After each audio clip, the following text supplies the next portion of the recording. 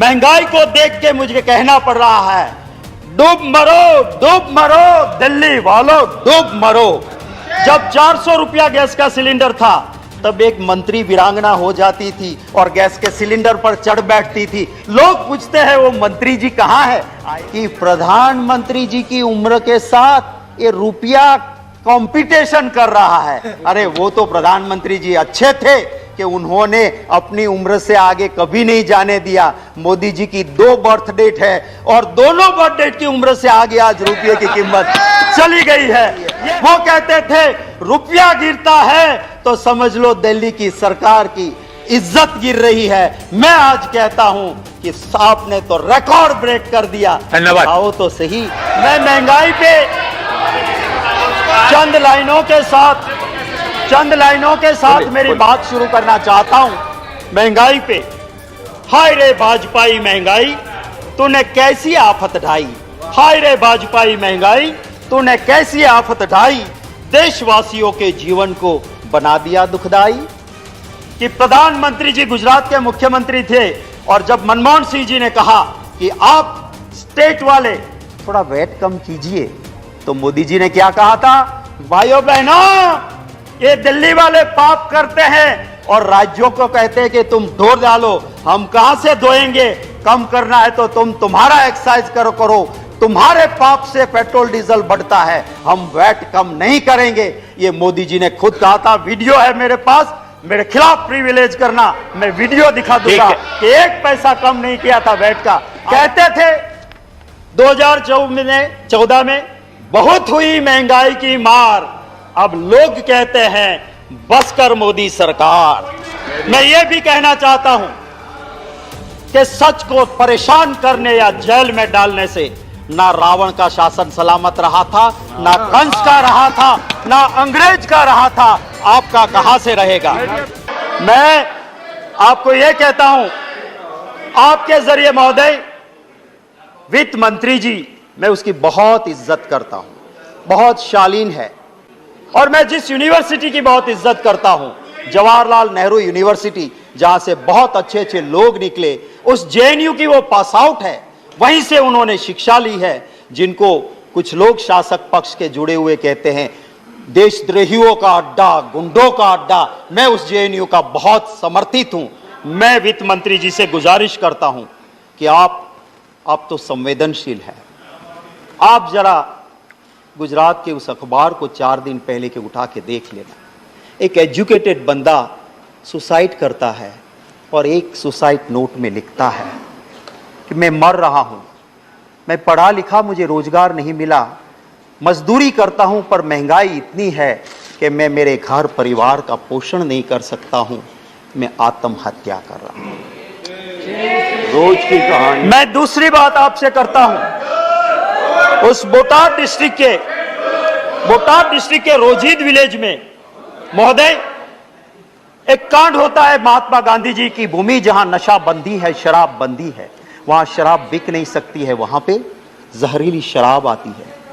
75 लोग जान गंवा देते हैं। मैं विषय इसी के जुड़ा है, मैं कहता हूं। और उसी वक्त पे कुछ बच गए, उनकी आंखें गई, किडनी गई। वो कहता है इंटरव्यू में कि मैं मजदूर हूं, मैं शराब नहीं पीता था, महंगाई इतनी है कि मैं डबल शिफ्ट में काम करके डबल मजदूरी करता था, इतनी तनतोड़ मेहनत करता था कि रात को सोने के लिए मैं थोड़ी सी शराब ला के पीता था और जिसमें जहरीली शराब आई।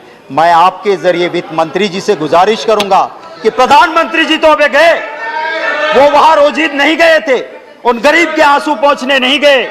वित्त मंत्री जी आप पधारो, मैं आपके साथ चलूंगा, हम दोनों जाएं और उसके घर के लोगों के आंसू देख के फिर आप स्वीकार करना कि महंगाई है कि नहीं, और हम दोनों जाए और वो परिवार कहे कि महंगाई नहीं है। मैं आपसे और इस हाउस से भी माफी मांगूंगा कि मैंने जो भाषण दिया था वो मैं विड्रॉ करता हूं और माफी मांगता हूं। हकीकत तो ये है कि लोग बहुत परेशान हैं।